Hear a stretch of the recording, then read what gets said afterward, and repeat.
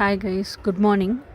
இன்றைக்கி நம்மளோட டாபிக் வந்து quantum entanglement. So quantum entanglement அப்படிங்கிறது நான் இன்றைக்கி ஏன் பேச வந்திருக்கேன்னா, நிறைய பேர் ட்வின் ஃப்ளேம் கான்செப்ட்டுக்கு ப்ரூஃப் கேட்டிருக்கீங்க, scientific proof. So scientific proof உங்களுக்கு கொடுக்கணும் அப்படின்னு சொன்னால், நம்ம இப்போ இருக்கிற ரியல் வேர்ல்டு வந்து ஃபிசிக்ஸ், இயற்பியல் அப்படின்னு ஒன்று படிச்சிருப்போம். அதெல்லாம் கிளாசிக்கல் ஃபிசிக்ஸ். ஓகேயா, ஒரு மேட்ரு, ஒரு ஆப்ஜெக்ட்டு, ஒரு ஃபிசிக்கல் ஃபார்ம், அதை வச்சு தான் நிறைய ஃபிசிக்ஸ் நம்ம படிச்சிருப்போம். ஓகே, ஆனால் நான் இப்போ நான் உங்களுக்கு சொல்லிக் கொடுக்க போகிறது குவாண்டம் ஃபிசிக்ஸ் அப்படிங்கிறது வந்து சப் அட்டாமிக் பார்ட்டிகிள்ஸை வச்சு சொல்லிக் கொடுக்க போகிறேன். ஏன்னா அது புரிஞ்சிச்சுன்னா தான், இப்போ ஒரு குழந்தையே பிறக்குது அப்படின்னு சொன்னால், அந்த குழந்தை கருவில் எப்படி உருவாகுது, எப்படி டெவலப்மெண்டல் ஸ்டேஜஸ் நடக்குது, அதுக்குள்ளே என்ன பிஹேவியரல் பேட்டர்ன் எப்படி டெவலப் ஆகுது, இதெல்லாம் சொன்னால் தான் அந்த குழந்தை பிறந்து வெளியே வந்து, ஒரு குழந்தைனா இப்படி தான் இருக்கும், இவ்வளோ விஷயம் இருக்குது போல் இருக்குது, இதுதான் குழந்தைக்கு ப்ரூஃபு அப்படின்னு உங்களுக்கு தெரியும். அந்த மாதிரி உங்களுக்கு வந்து இப்போ ட்வின் ஃப்ளேம் கான்செப்ட்டுக்கு கம்ப்ளீட்டாக ப்ரூஃப் வேணும் அப்படின்னு சொன்னால், ஆக்சுவலாக அப்போ குவாண்டம் வேர்ல்டுனா என்ன, குவாண்டம் ஃபிசிக்ஸ்னால் என்ன, குவாண்டம் மெக்கானிக்ஸ்னால் என்ன, இதில் குவாண்டம் என்டாங்கிள்மெண்ட்னா என்ன, அதுக்கப்புறம் குவாண்டம் கிராவிட்டினா என்ன, இந்த குவாண்டம் என்டாங்கிள்மெண்ட்டையே சயின்டிஸ்ட்டுகளுக்குள்ளே நடந்த விவாதம் என்ன, இந்த குவாண்டம் என்டாங்கிள்மெண்ட் உண்மைதாங்கிறதுக்கு ப்ரூஃப் என்ன, அதுக்கு ப்ராக்டிக்கல் ப்ரூஃப் என்ன, இது எல்லாமே நீங்கள் சர்ச் பண்ணுவீங்க இல்லையா? ஸோ அதைத்தான் நான் இன்றைக்கி வந்து பேசலான்னு சொல்லிட்டு வந்திருக்கேன். சரி, ஓகே. இப்போது கிளாசிக்கல் ஃபிசிக்ஸ் அப்படிங்கிறது எப்படி புரிஞ்சுக்கலாம் அப்படின்னு சொல்லிட்டு நம்மக்கிட்ட இருக்க ப்ரூஃப்லேருந்தே புரிஞ்சுக்கலாம். கிளாசிக்கல் ஃபிசிக்ஸ்னால் என்னென்னா, நம்ம ஹியூமன் பாடி, அதுவே ஒரு கிளாசிக்கல் ஃபிசிக்ஸ் தான். ஹியூமன் பாடியை நம்ம பாடியாக தான் உணர்ந்துருக்கோம் இல்லையா? அதை வச்சு வேலைகள்லாம் செய்கிறோம், நமக்கு தேவையானது அன்னாடம் ரொட்டீன் பண்ணிகிட்டு இருக்கோம், காலையில் எழுந்திரிச்சிக்கிறோம், ஒரு மெக்கானிக்கல் லைஃப் வாழ்ந்துக்கிட்டு இருக்கோம். என்றைக்காவது இந்த ஹியூமன் பாடிங்கிற முழுசாக இருக்க உடலை தாண்டி ஒரு செல் அப்படின்னு என்றைக்காவது யோசிச்சுருக்கோமா? கிடையாது. நம்மளோட உள்ள அவயங்கள், அதாவது என்ன சொல்கிறது, கிட்னி, லிவரு இப்படின்னெல்லாம் டெய்லி லைஃப்பில் நம்ம யோசிப்போமா? கிடையாது. ஸோ கிளாசிக்கல் ஃபிசிக்ஸ் அப்படிங்கிறது முழுமையாக இருக்கக்கூடிய ஃபிசிக்கல் ஃபார்ம், பருப்பொருள் அப்படிங்கிறது தான் கிளாசிக்கல் ஃபிசிக்ஸ். ஓகேயா? ஸோ அப்போ இதிலிருந்து இப்போ நம்ம வந்து குவாண்டம் ஃபிசிக்ஸுக்கு போவோம். குவாண்டம் ஃபிசிக்ஸ் அப்படிங்கிறது என்னென்னா, ஒரு செல் அப்படின்னு யோசிக்கிறது தான் குவாண்டம் ஃபிசிக்ஸ். அந்த செல்லும் வந்து ஆட்டம்ஸால் தான் ஆயிருக்கு. அந்த ஆட்டமும் வந்து எப்படி சொல்கிறது, ஆட்டம் பிரித்து பார்த்தோம் அப்படின்னு சொன்னால், ஆட்டம்னா அணு, அந்த அணுவை பிரித்து பார்த்தோம் அப்படின்னு சொன்னோன்னா அதுக்குள்ளே என்ன இருக்கும் அப்படின்னா, என்ன சொல்கிறது, ஒரு நியூக்ளியஸ் இருக்கும் நடுவில். அந்த நியூக்ளியஸை சுற்றி எலக்ட்ரான்ஸ் ஆர்பிட்டில் இருக்கும். அந்த நியூக்ளியஸும் ஒரு ஷெல்லுக்குள்ளே கவர் ஆகிருக்கும், ஒரு உரைக்குள்ளே கவர் ஆகிருக்கும். அந்த உரைக்கு வெளியே நிறைய ஸ்பேஸ் இருக்கும். அந்த ஸ்பேஸில் நிறைய ஆர்பிட்ஸு பல கோணங்களில் சுற்றிட்டு இருக்கும். அந்த ஆர்பிட்ஸில் சுற்றிட்டு இருக்கிற அந்த சின்ன சின்ன பால் மாதிரி இருக்கிற ஸ்ட்ரக்சர் தான் எலக்ட்ரான். இதுதான் ஒரு ஆட்டம். இந்த ஆட்டத்துக்குள்ளே இருக்கிற எலக்ட்ரான், அந்த நியூக்ளியஸ்குள்ளே இருக்கிற ப்ரோட்டான், நியூட்ரான், இதெல்லாம் சப் அட்டாமிக் பார்ட்டிகல்ஸ் அப்படின்னு சொல்லுவோம். ஸோ இந்த எலக்ட்ரான், புரோட்டான், நியூட்ரான், இதுக்குள்ளே இருக்கிற விஷயம் என்ன, குவார்க்ஸ் அப்படின்னு சொல்லுவாங்க. இதெல்லாம் சப் அட்டாமிக் எலிமெண்ட்ரி பார்ட்டிகல்ஸ் அப்படின்னு சொல்லுவாங்க. ஸோ இதெல்லாம் பற்றி படிக்கிறது தான் குவாண்டம் சயின்ஸ். ஸோ இப்போ உங்களுக்கு ஒரு கிளியர் ஐடியா இருக்கா? குவாண்டம் சயின்ஸ்னால் elementary particles, sub atomic particles, அதுதான் குவாண்டம் ஃபிசிக்ஸ். ஓகேயா? கிளாசிக்கல் ஃபிசிக்ஸ் அப்படின்னு சொன்னால், அதுவால் உருவான முழுமையான அந்த காம்ப்ளெக்ஸான ஃபிசிக்கல் ஃபார்ம், பருப்பொருளை பற்றி படிக்கிறது கிளாசிக்கல் ஃபிசிக்ஸ். ஸோ இப்போ குவாண்டம் ஃபிசிக்ஸுக்கும் கிளாசிக்கல் ஃபிசிக்ஸுக்கும் உங்களுக்கு ஒரு என்ன சொல்கிறது, நல்ல புரிதல் வந்திருக்கும். ஏன்னா எனக்கு தெரிஞ்ச லேமன் டைமில் உங்களுக்கு எவ்வளோ ஈஸியாக சிம்பிளாக சொல்லிக் கொடுக்க முடியுமோ அப்படி ஈஸியாக சிம்பிளாக சொல்லிக் கொடுக்கணும்னு நினைக்கிறேன். ஸோ இப்போ புரிஞ்சிருக்கும்னு நினைக்கிறேன். ஸோ அடுத்து நம்ம இதுக்கு அடுத்து குவாண்டம் மெக்கானிக்ஸ்னால் என்ன, ஸ்ட்ரிங் தியரினா என்னன்னு ஃபஸ்ட்டு தெரியணும். ஸோ இதெல்லாம் இதுக்கு அடுத்தடுத்து நம்ம போவோம். ஸ்ட்ரிங் தியரி அப்படிங்கிறது எதை சொல்லுது அப்படின்னு சொன்னால், ஸ்ட்ரிங் தியரி முழுக்க ஸ்ட்ரிங்ஸ் அப்படிங்கிற விஷயத்தை பற்றி பேசுது. அதனால தான் அதுக்கு ஸ்ட்ரிங் தியரினே பேர். இந்த ஸ்ட்ரிங்ஸ் எங்கே இருக்குது அப்படின்னு பார்த்தோம்னா, இதுக்கு முன்னாடி நம்ம என்ன தெரிஞ்சுக்கிட்டோன்னா, நம்ம வந்து குவாண்டம் ஃபிசிக்ஸில் ஆட்டம், அணு அப்படிங்கிறத பற்றி பார்க்க போகிறோம் அப்படின்னு நம்ம தெரிஞ்சுக்கிட்டோம். ஸோ இந்த ஆட்டம் அப்படிங்கிறது எப்படி இருக்கும் அப்படின்னு அந்த ஆட்டத்தையும் உள்நோக்கி பார்க்குறோம். அப்படி பார்க்கும்போது வெளியே அவுட்டர் லேயர் இருக்குது, அந்த அவுட்டர் லேயரில் தான் ஃபுல்லாக ஆர்பிட்டாக இருக்குது. அந்த ஆர்பிட்டில் எலக்ட்ரான்ஸ் பயங்கர ஸ்பீடாக சுற்றிக்கிட்டு இருக்கு. அந்த எலக்ட்ரான்ஸும் எவ்வளோ ஸ்பீடாக சுற்றுது அப்படின்னு சொன்னால், ஒரு நிமிஷத்தை 10 லட்சமாக நீங்கள் டிவைட் பண்ணிங்கன்னா, ஒரு நிமிஷத்தை 10 லட்சமாக, ஒரு நிமிஷம் கூட இல்லை, சாரி, ஒரு செகண்டை 10 லட்சமாக டிவைட் பண்ணிங்கன்னா அதில் எவ்வளோ டைம் கிடைக்கும். அந்த அளவுக்கு வேகமாக எலக்ட்ரான் சுற்றுது. அது எலக்ட்ரான் அந்த அளவுக்கு வேகமாக சுற்றுறதுனால தான் ஒரு எலக்ட்ரிக் ஃபீல்டு க்ரியேட் ஆகுது. ஸோ இந்த மாதிரி எலக்ட்ரிக் ஃபீல்டு அப்போ ஒரு ப்ளே கிரவுண்ட் அளவுக்கு பெருசாக இருக்கக்கூடிய இடம், அந்த பெருசாக இருக்கக்கூடிய இடத்துல சென்டர் பாயிண்டில் நியூக்ளியஸ்னு ஒன்று உரைக்குள்ளே இருக்குது. அந்த உரையை தாண்டி இருக்கிற இடம் ஃபுல்லாக வந்து வெற்றிடமாக இருக்குது. அந்த வெற்றிடத்தில் ஒரு டென்னிஸ் பால் அங்கங்கே சுழன்றுக்கிட்டே இருக்குதுன்னு வச்சுக்கோங்க. அதுவும் ஒரு ஆர்பிட்டை உருவாக்கி சுழன்றுக்கிட்டே இருக்குதுன்னு வச்சுக்கோங்க. ஸோ அந்த ஆர்பிட்டில் அந்த எலக்ட்ரான் சுற்றிக்கிட்டே இருக்குது. அந்த எலக்ட்ரான் சுற்ற ஒரு எலக்ட்ரிக் ஃபீல்டு க்ரியேட் ஆகுது. இந்த எலக்ட்ரான்ஸ் இருக்கிறதும் அந்த கிரவுண்டை சுற்றி ஒரு காம்பவுண்ட் வால் இருக்குதுன்னு வச்சுக்கோங்க. ஸோ அதுதான் எலக்ட்ரான் ஷெல்லு. ஓகே, ஸோ இந்த மாதிரி முழுமையாக இருக்கிறது தான் ஒரு ஆட்டம் அப்படின்னு நம்ம பார்த்துருக்கோம். ஸோ அப்போ இன்னொன்று என்ன பார்த்துருக்கோம்? ஸோ எலக்ட்ரான் வெளியே இருக்குது. அந்த எலக்ட்ரானுக்கு இருக்கிற ஸ்பேஸுக்குள்ளே அந்த எலக்ட்ரானே ஒரு காம்பவுண்ட் வாலுக்குள்ளே தான் இருக்குது. ஸோ ஆர்பிட்டில் எலக்ட்ரான்ஸ் வெவ்வேறு டைரக்ஷனில் ஆர்பிட்ஸ் இருக்குது. அந்த ஆர்பிட்ஸில் சுற்றிக்கிட்டே இருக்குது அப்படிங்கிறத பார்த்துருக்கோம். இந்த எலக்ட்ரான் ஸ்பேஸுங்கிறது ரொம்ப வாஸ்ட்டாக நிறையா இருக்குது ஸ்பேஸு. இதெல்லாம் தாண்டி ஒரு உரைக்குள்ளே அணுக்கரு அப்படிங்கிறது நியூக்ளியஸ் இருக்குது. அந்த நியூக்ளியஸுங்கிறது என்னென்னா எலக்ட்ரான் புரோட்டான் அண்ட் நியூட்ரானால் ஆகியிருக்கு. இந்த நியூக்ளியஸோட வெயிட்டு தான் அந்த எத்தனை ஆட்டம்ஸ் கூடி ஒரு பருப்பொருள் உருவாயிருக்கோ, ஒரு ஃபிசிக்கல் ஃபார்ம் உருவாயிருக்கோ, அந்த எல்லா ஆட்டத்தினுடைய நியூக்ளியஸையும் கலெக்ட் பண்ணால் எவ்வளோ வெயிட் வருமோ அதுதான் அந்த ஃபிசிக்கல் ஸ்ட்ரக்சரினுடைய வெயிட்டாகவே இருக்கும் அப்படிங்கிறதையும் பார்த்துருக்கோம். இப்போ ஒரு மனுஷன் இருக்கான், அவன் 80 கிலோ இருக்கான் அப்படின்னு சொன்னால், அந்த மனுஷன் எத்தனை ஆட்டம்ஸால் ஆகியிருக்கானோ அந்த ஆட்டம்ஸ் எல்லாம் கலெக்ட் பண்ணி அதனுடைய நியூக்ளியஸ் எல்லாம் சேர்த்து ஒட்டு மொத்தமாக வெயிட்டு போட்டு பார்த்தோம்னா அதுவும் 80 kgs தான் வரும் அப்படிங்கிறது தான் உண்மை. ஓகேயா? ஸோ அப்போ அந்த நியூக்ளியஸ் அப்படிங்கிறதுக்குள்ளே புரோட்டானும் நியூட்ரானும் இருக்குது அப்படிங்கிறது பார்த்துருக்கோம். இந்த புரோட்டான் வந்து எப்படி ஆயிருக்கும்னா இன்னும் எலிமெண்ட்ரி பார்ட்டிகல்ஸால் ஆயிருக்கு. புரோட்டானும் சரி நியூட்ரானும் சரி. புரோட்டான் அப்படிங்கிறது 2 குவார்க் அப்படிங்கிற மெட்டீரியல் தான் எலிமெண்ட்ரி மெட்டீரியல். குவார்க், ஓகேயா? QUARK, குவார்க் அப்படிங்கிறது தான் எலிமெண்ட்ரி மெட்டீரியல். ஸோ இந்த புரோட்டான் அப்படிங்கிறது 2 அப் குவார்க், ஒரு டவுன் குவார்க் அப்படிங்கிற குவார்க்ஸ் மூலியமாக உருவாயிருக்கு, புரோட்டானாக ஃபார்ம் ஆயிருக்கு. நியூட்ரானுங்கிறது ஒரு அப் குவார்க், 2 டவுன் குவார்க் அப்படிங்கிறது மூலியமாக உருவாயிருக்கு. ஸோ இந்த 3 குவார்க் இருக்குது. அப்போது இந்த 3 குவார்க்குமே, புரோட்டான்லேயும் 3 குவார்க் இருக்குது, நியூட்ரான்லேயும் 3 குவார்க் இருக்குது. ஸோ இந்த 3 குவார்க்கும் ஸ்ட்ரிங்ஸின் மூலியமாக இன்டர்னலாகவும் இணைஞ்சிருக்கு, வெளியே அவுட்டர் பவுண்ட்ரி மாதிரி வெளிப்புறத்துலேயும் இணைஞ்சிருக்கு. ஸோ அப்போ ஒரு வீணை இருக்குது, அந்த வீணைக்கு ஸ்ட்ரிங்ஸ் இருக்கும் இல்லையா, அந்த மாதிரி இந்த 3 குவார்க்குக்கும் நடுவில் ட்ரையாங்குலராக இன்டர்னலாகவும் ஸ்ட்ரிங்ஸ் இருக்குது, எக்ஸ்டர்னலாகவும் ஸ்ட்ரிங்ஸ் இருக்குது. அப்போது இந்த ஹோல் ஒரு ஆட்டத்துக்குள்ளே எத்தனை புரோட்டான் இருக்கோ, அந்த அணுக்கருவுக்குள்ளே எத்தனை புரோட்டான் இருக்கோ, எத்தனை நியூட்ரான் இருக்கோ, அதுக்கு ஃபுல்லாகவே ஸ்ட்ரிங்ஸ் இருக்கும். அந்த இப்போ ஒரு 2 நியூட்ரான் இருக்குன்னா, ஒரு நியூட்ரானுக்கு 3 எலிமெண்ட்ரி காம்பனன்ட்ஸ்னால், இப்போ 2 நியூட்ரான் இருக்குன்னா 6 எலிமெண்ட்ரி காம்பனன்ட்ஸ் இருக்கும். அந்த ஒரு நியூட்ரானுக்குள்ளே இருக்கிற 3 எலிமெண்ட்ரி காம்பனன்ட்ஸும் கனெக்ட் ஆகிருக்கும் ஸ்ட்ரிங்ஸில். புரியுதுங்களா?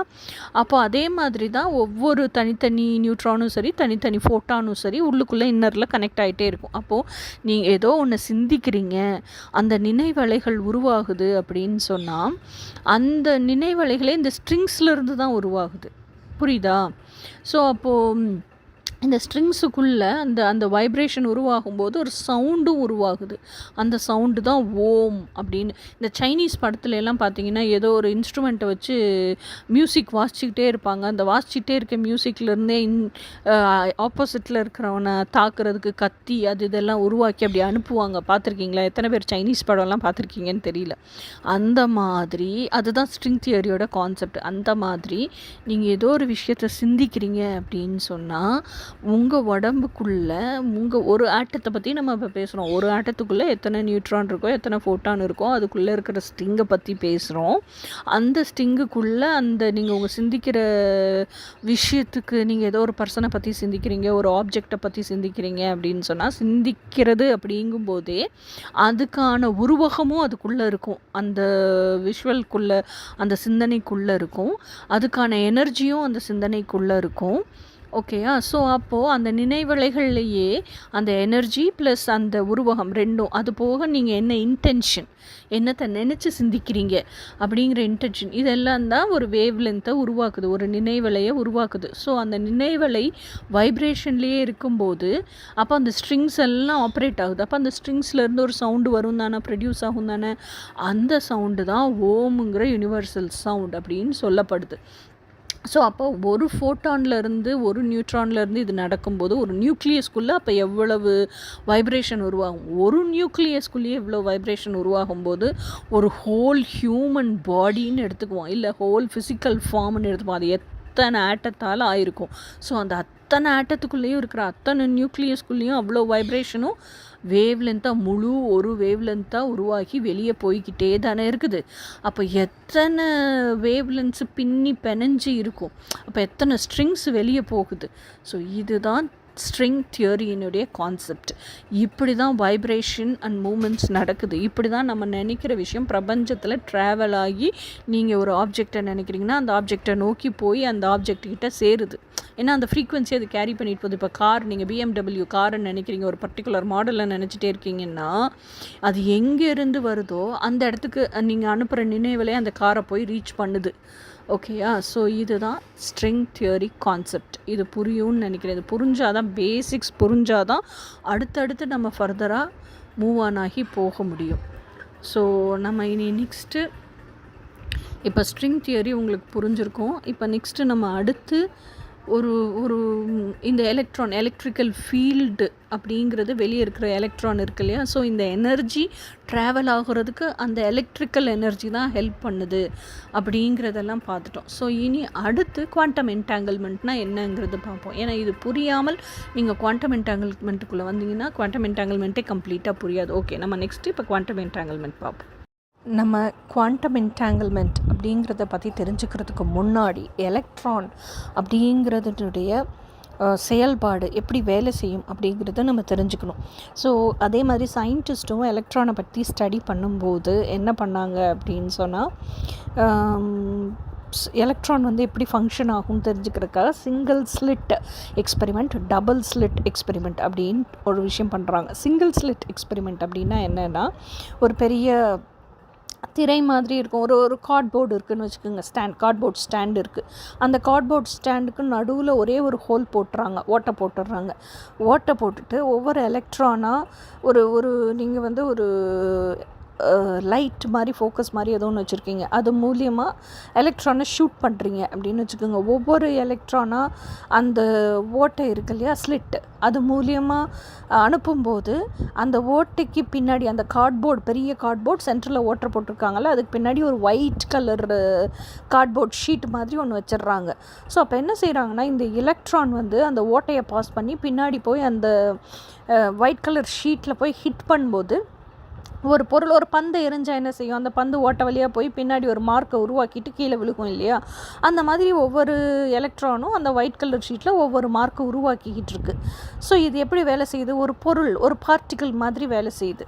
ஓகேயா? ஸோ இது சிங்கிள் ஸ்பிளிட் எக்ஸ்பெரிமெண்ட்டில் கண்டுபிடிக்கிறாங்க. ஸோ எலக்ட்ரான் இப்படி தான் வேலை செய்யும் அப்படிங்கிறது. அதுக்கப்புறம் டபுள் ஸ்லிட் எக்ஸ்பெரிமெண்ட்டுன்னு ஒன்று பண்ணுறாங்க. டபுள் ஸ்லிட் எக்ஸ்பெரிமெண்ட்னா என்ன அப்படின்னு சொன்னால், இந்த இது இருக்கு இல்லையா, இந்த பெரிய கார்ட்போர்டு வச்சுருக்காங்கல்ல, ஃபஸ்ட்டு சிங்கிள் ஸ்பிளிட்க்கு ஒரு ஓட்டை போட்டிருந்தாங்க இல்லையா, இப்போ ஹரிசாண்டலாக 2 ஹாஃப்ஸாக அந்த போர்டையே பிரிக்கிறாங்க. ஒரு பென்சிலில் கோடு போட்டுக்கிறாங்கன்னு வச்சுக்கோங்க, மேல் பாதி கீழ் பாதி அப்படின்னு ஹரிசாண்டலாக பிரிக்கிற மாதிரி ஒரு கோடு போட்டுக்கிறாங்க. அந்த ஹரிசாண்டல் கோடுலேயே 2 ஓட்டை போடுறாங்க. அதாவது முன்பாதியில் ஒரு ஓட்டையும் அந்த ஹரிசாண்டல் கோட்டினுடைய பின்பாதியில் ஒரு ஓட்டையும், 2 ஓட்டை போடுறாங்க. ஸோ இந்த 2 ஓட்டை வழியாக இப்போ எலக்ட்ரான்ஸை அனுப்புகிறாங்க, இந்த ஓட்டையிலையும் அந்த ஓட்டையிலையும். அதே மாதிரி பின்பக்கமும் அந்த ஒயிட் கலர் பெரிய ஷீட்டு வச்சுக்கிறாங்க. அந்த பெரிய ஷீட்டு வச்சு எலக்ட்ரானை சென்ட் பண்ணும்போது பார்க்கும்போது என்ன தெரியுது அப்படின்னா, வித்தியாசமான ஒரு குணம் எலக்ட்ரானுடைய தெரியுது. எப்படி தெரியுது அப்படின்னா, இந்த 2 ஓட்டை வழியாகவும் எலக்ட்ரான் போகும்போது என்ன ஆகுது அப்படின்னு சொன்னால், இந்த ஓட்டையிலையும் எலக்ட்ரான் பாஸ் ஆகுது, அந்த ஓட்டையிலையும் எலக்ட்ரான் பாஸ் ஆகுது. சிங்கிள் ஹோலில் பாஸ் ஆகும்போது பின்னாடி போய் ஒரு பந்து மாதிரி அந்த ஒயிட் கலர் கார்ட்போர்டு அடிச்சுட்டு கீழே விழுந்துச்சு. அந்த அடிக்கிற இடத்துல ஒரு இம்ப்ரெஷனை உருவாக்குச்சு இல்லையா, ஒரு மார்க் உருவாக்குச்சு. அப்படி இல்லாமல் இந்த 2 ஓட்டை வழியாக நுழையும் போது என்ன ஆகுதுன்னா, அலை மாதிரி அது போகும்போதே இந்த 2 எலக்ட்ரானும் வந்து இன்ட்ராக்ட் ஆகி அலை மாதிரி ஒரு விஷயத்தை உருவாக்குது. ஸோ அப்போ வந்து வெறும் பார்ட்டிக்கல் மாதிரி போய் ஜஸ்ட் லைக் தட் அப்படியே அந்த ஒயிட் ஷீட்டில் அடித்து அந்த இடத்துல ஒரு மார்க்கை உருவாக்கிட்டு கீழே விழுகிறது இல்லை. இது அதுக்கு பதிலாக ஒரு வேவையே உருவாக்குது, ஒரு வேவ் லென்த்தையே உருவாக்குது அப்படிங்கிறத கண்டுபிடிச்சாங்க. ஸோ அப்போ எலக்ட்ரான் வந்து சிங்கிள் ஸ்பிளிட்டில் அனுப்பும்போது பார்ட்டிக்கல் மாதிரியும், டபுள் ஸ்பிளிட்டில் அனுப்பும்போது வேவ் லென்த் மாதிரியும் உருவாகுது. அந்த வேவ் லென்த்தும் எப்படி இருக்குன்னா ஆல்டர்னேட்டிவாக இருக்குது. ஃபஸ்ட்டு இருக்கிறது ஹெவியாக இருக்குது, அடுத்து இருக்கிறது லைட்டாக இருக்குது, அடுத்து இருக்க ஹெவியாக இருக்குது, திருப்பி அடுத்து இருக்கிறது லைட்டாக இருக்குது, அடுத்து இருக்க ஹெவியாக இருக்குது. இந்த மாதிரி அந்த வேவ் லென்த் உருவாகுது அப்படிங்கிறத கண்டுபிடிச்சாங்க. ஸோ இதெல்லாம் எதுக்கு சொல்கிறேன் அப்படின்னா, இதெல்லாம் வந்து அந்த ஆட்டம் அப்படிங்கிறதுனுடைய பேசிக்ஸ். இதெல்லாம் நீங்கள் பேசிக்ஸை தெரிஞ்சுக்கிட்டீங்க அப்படின்னு சொன்னால் மட்டும்தான் குவாண்டம் என்டாங்கிள்மெண்ட் அப்படிங்கிறது புரியும். ஓகே, இப்போ குவாண்டம் என்டாங்கிள்மெண்ட் அப்படிங்கிறது என்ன அப்படின்னா, இன்ஷார்ட் ஜஸ்ட் ஒரு பேசிக் நாலேஜுக்கு சொல்கிறேன்.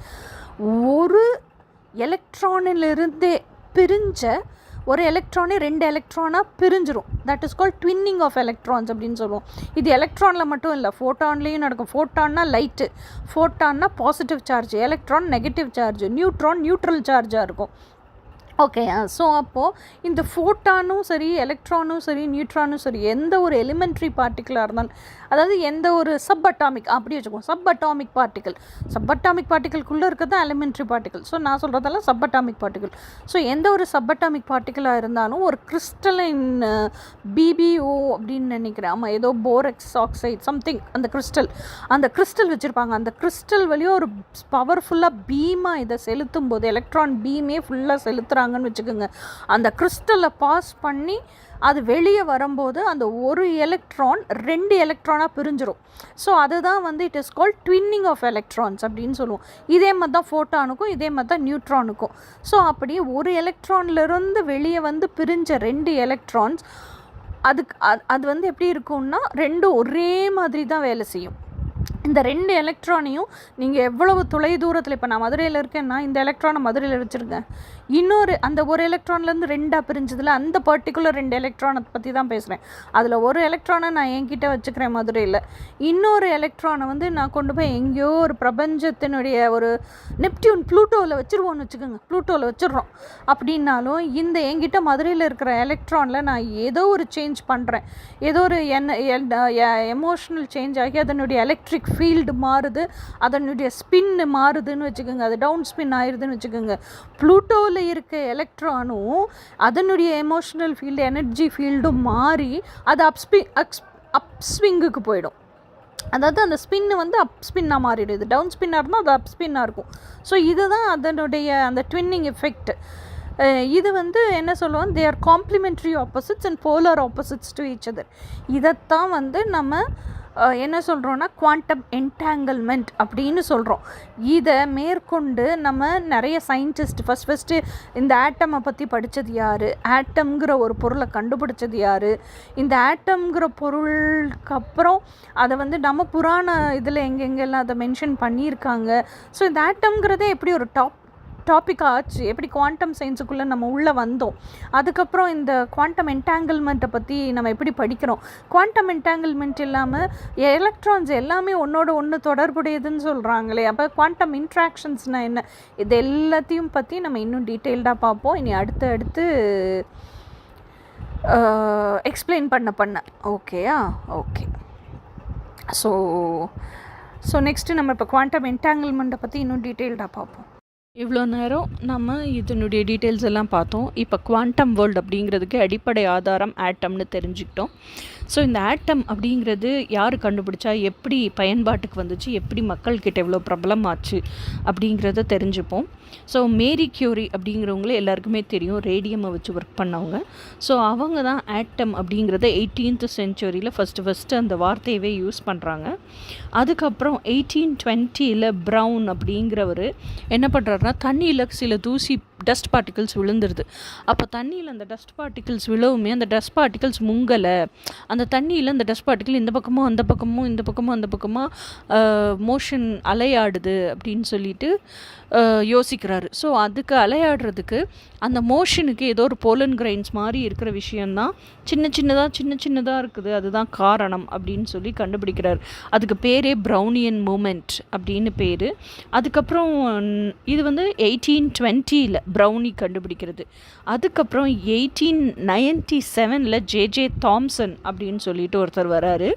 இந்த ஜேஜே தாம்சன் என்ன பண்ணுறாரு அப்படின்னு சொன்னால், அவர் வந்து கேத்தோட ரே டியூப் எக்ஸ்பெரிமெண்ட் அப்படின்னு ஒன்று பண்ணுறாரு. அந்த கேத்தோட் ரே டியூப் எக்ஸ்பெரிமெண்ட்டில் ஒரு சைடு கொண்டு போய் அந்த வயரை பாசிட்டிவ் டெர்மினல்லையும் இன்னொரு சைடு வயரை நெகட்டிவ் டெர்மினல்லையும் கனெக்ட் பண்ணுறாரு. அப்போ நெகட்டிவ் டெர்மினல் சைடு இருக்க மைனஸ், அதாவது நெகட்டிவ் அயான்ஸ் எல்லாம் சேர்ந்து ஒரு ரேயை உருவாக்குது. அந்த கண்ணாடி டியூபுக்குள்ளே அவரால் பார்க்க முடியுது, ரேயை உருவாக்குது. அந்த ரே புஷ் ஆகி முன்னாடி ஃபார்வேர்டில் போயிட்டே இருக்குது, போய் ஒரு இடத்துல போய் பாசிட்டிவ் அயானோட சேருது.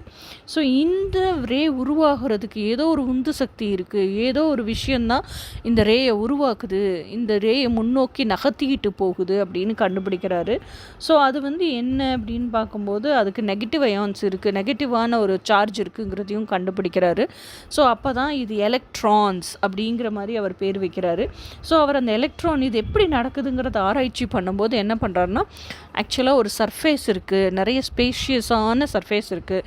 அந்த ஸ்பேஷியஸான சர்ஃபேஸ் ஃபுல்லாகவே பாசிட்டிவ் அயான்ஸாக இருக்குது. அதில் வந்து மேலாப்படி இருக்கிற இந்த எலக்ட்ரான்ஸுங்கிறது நெகட்டிவ் அயான்ஸாக இருக்குது.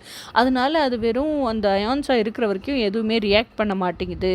நம்ம ஏதோ ஒரு விஷயத்துக்காக இதை பயன்படுத்துகிறோம், அதை நம்ம யூஸ் பண்ணுறோம், உபயோகம் பண்ணுறோம் அப்படிங்கும்போது பாசிட்டிவ் டெர்மினல் நெகட்டிவ் டெர்மினல்லாம் அந்த எலக்ட்ரிக் சார்ஜ் கொடுக்கும்போது அந்த நெகட்டிவ் அயான்ஸ் எல்லாம் ஒன்று சேர்ந்துக்கிட்டு மார்ச் ஃபார்வர்ட் ஆகுது, அந்த ரே ப்ரொடியூஸ் ஆகுது, முன்னோக்கி நகருது, எலக்ட்ரிக் ஃபீல்டு உருவாகுது. இதெல்லாம் ஜேஜே தாம்சன் கண்டுபிடிக்கிறார். ஸோ அந்த கிறிஸ்மஸ்க்கு செய்கிற கேக் இருக்கும்ல, அதுக்கு பேர் புட்டிங்னு சொல்லுவாங்க. ஸோ அந்த கேக் வந்து ஃபுல்லாக அந்த சர்ஃபேஸ் பாசிட்டிவாகவும் அந்த கேக் மேலே அங்கங்கே ப்ளம் வச்சுருப்பாங்க, அதுக்கு பேரே ப்ளம் கேக்கு தானே. ஸோ ப்ளம் வச்சுருப்பாங்க, அந்த ப்ளம் எல்லாம் எலக்ட்ரான்ஸாக இமேஜின் பண்ணிவிட்டு நெகட்டிவ் அயான்ஸாகவும் அவர் பேசுகிறாரு. ஸோ இந்த பாசிட்டிவ் சர்ஃபேஸில் இருக்கிற வரைக்கும் அந்த ப்ளம் அந்த நெகட்டிவ் அயான்ஸ் எதுவுமே ரியாக்ஷன் பண்ணுறதில்ல. ஆனால் நம்ம தேவைன்னு அதை தனியாக எடுத்து நம்ம அதுக்கு பிரயோகம் பண்ணும்போது அந்த நெகட்டிவ் அயான்ஸ் வந்து ரொம்ப முன்னோக்கி நகர்ற சக்தி இருக்குது அப்படின்னு சொல்லி தான் இந்த எக்ஸ்பெரிமெண்ட்டுக்கு பேரே வந்து ப்ளம் புட்டிங் எக்ஸ்பெரிமெண்ட் அப்படின்னு சொல்லி வச்சாங்க. ஸோ இதை வந்து இதுக்கப்புறம் என்ன ஆகுது அப்படின்னா 1901 மேக்ஸ் பிளாங்க் வராரு. மேக்ஸ் பிளாங்க் தான் வந்து இந்த குவாண்டம் அப்படிங்கிற வார்த்தையவே காயின் பண்ணுறாரு.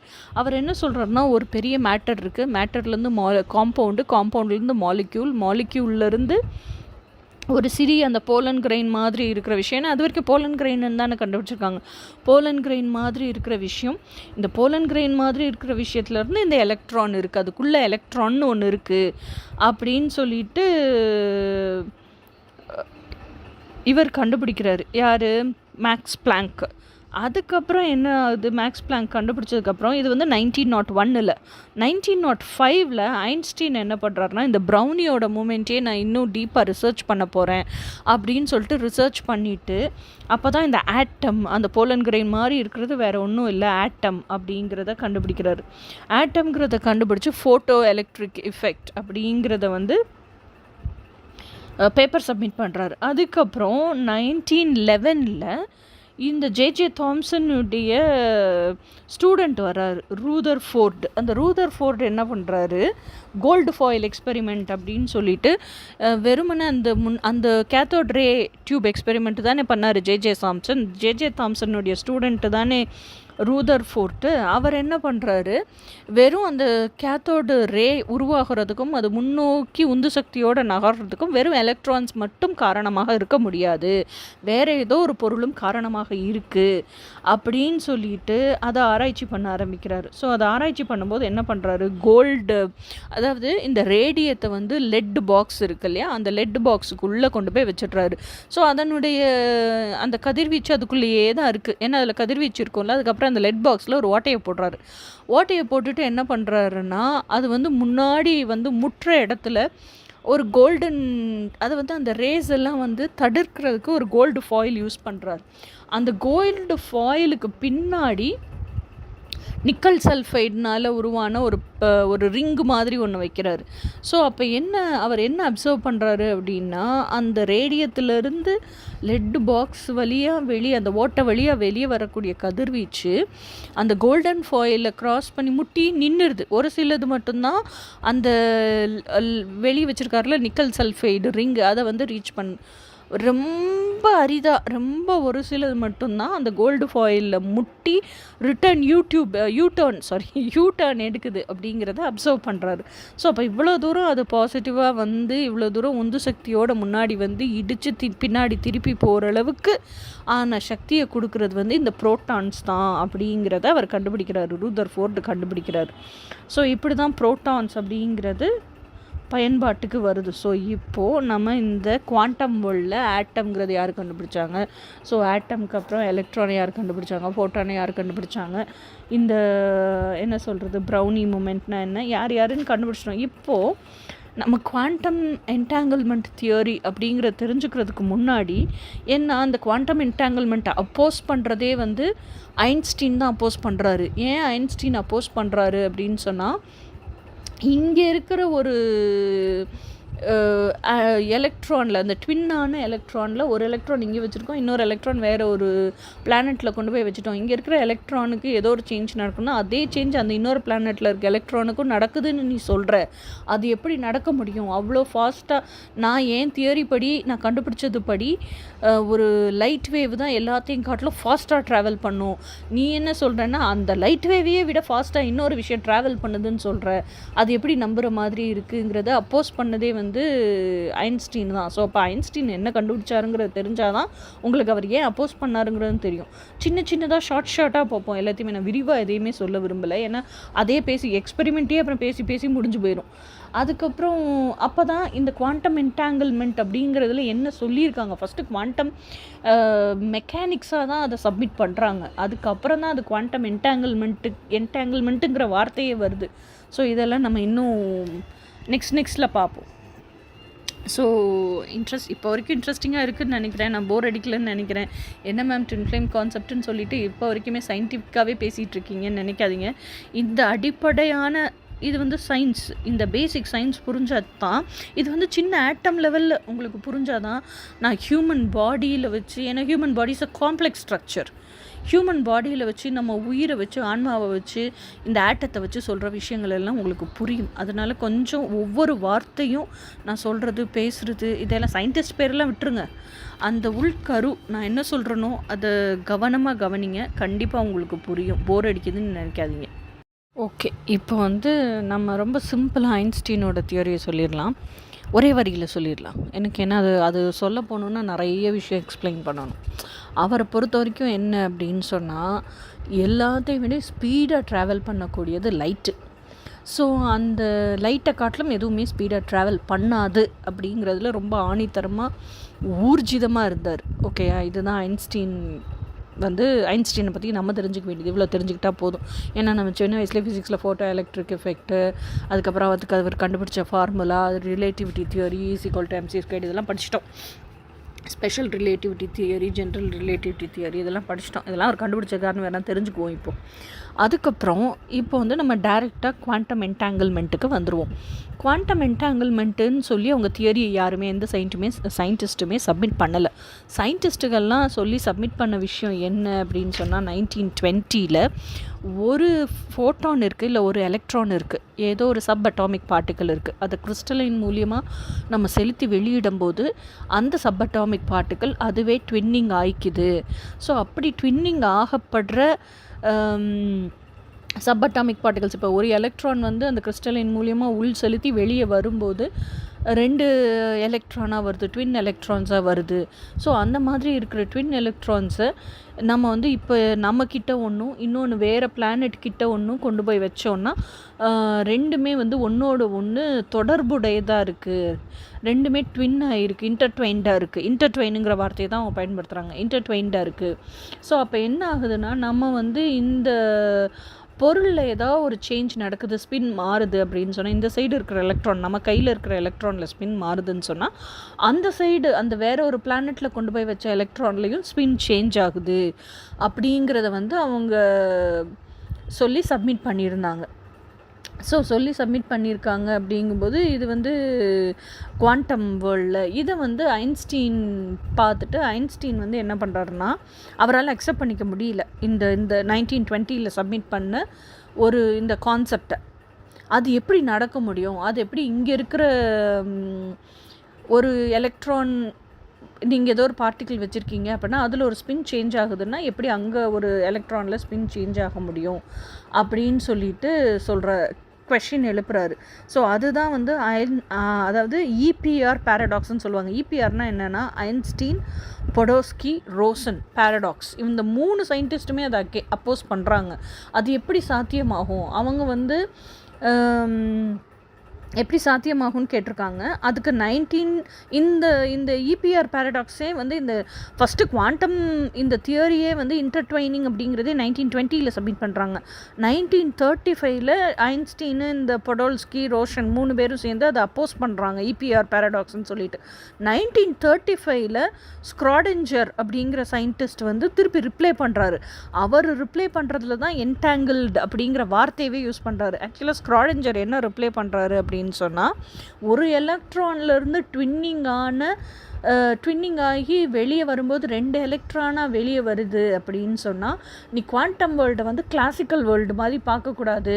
கிளாசிக்கல் வேர்ல்டில் ஆப்போசிட் போலாரிட்டி ஒன்று ரைட்டாக இருந்தால் இன்னொன்று லெஃப்டாக தான் இருக்கும் அப்படின்னு நமக்கு எல்லாருக்குமே தெரியும். அந்த மாதிரி நீ குவாண்டம் வேர்ல்டில் வந்து பார்க்கக்கூடாது அப்படின்னு சொல்கிறாரு. அப்புறம் இன்னொன்று என்ன சொல்கிறாருன்னா, இப்போ இங்கே இருக்கிற எலக்ட்ரான் அப்போ வந்து ஸ்பின்ஸு, சூப்பர் பொசிஷன்ஸ் இதை பற்றியெல்லாம் பேசுகிறாங்க. ஸ்பின்னா என்னென்னா, ஒரு எலக்ட்ரான் வந்து கிளாக் வைஸ் சுற்றுச்சுன்னா ஸ்பின் வந்து அப்வர்ட்ஸில் இருக்கும். ஒரு எலக்ட்ரான் வந்து அதே ஆன்டி கிளாக் வைஸில் சுற்றுச்சுன்னா ஸ்பின் வந்து டவுன்வர்ட்ஸில் இருக்கும். இதுதான் ஸ்பின்னை பற்றி நம்ம தெரிஞ்சுக்க வேண்டியது. சூப்பர் பொசிஷன் அப்படின்னு சொல்கிறாங்க. சூப்பர் பொசிஷன் ஒரு வார்த்தையை சொல்கிறாங்களே, அது என்ன அப்படின்னா ரொம்ப சிம்பிளாக புரிஞ்சுக்கணும். இப்போ வந்து சூப்பர் பொசிஷன்னா என்ன அப்படின்னு சொன்னால், அது என்ன பொசிஷனில் இருக்குன்னே நம்மளுக்கு தெரியாது. அந்த டப்பாவை ஓப்பன் பண்ணி அதை மெஷர் பண்ணும்போது தான் அது என்ன பொசிஷனில் இருக்குங்கிறதே நமக்கு தெரியும் அப்படின்னு சொல்லப்படுது. அப்போ அது என்ன பொசிஷனில் இருக்குன்னே தெரியாது அப்படின்னா என்ன அர்த்தம் அப்படின்னு கேட்டால், அது எந்த பொசிஷனில் வேணாலும் இருக்கும். அதனுடைய ஆர்பிட்டில் ஒரே பொசிஷனில் தான் இருக்கணுங்கிற அவசியம் கிடையாது. அப்போ எல்லா இடத்துலையுமே இருக்கும் அப்படின்னு சொல்கிறாங்க. என்னது எல்லா இடத்துலையுமே இருக்குமா, என்ன பொசிஷன்லேயே இருக்குன்னு தெரியாதா அப்படின்னு சொல்லிட்டு நமக்கு புரியாமல் கன்ஃபியூஸ் ஆகிற மாதிரி இருக்குது. அப்போ தான்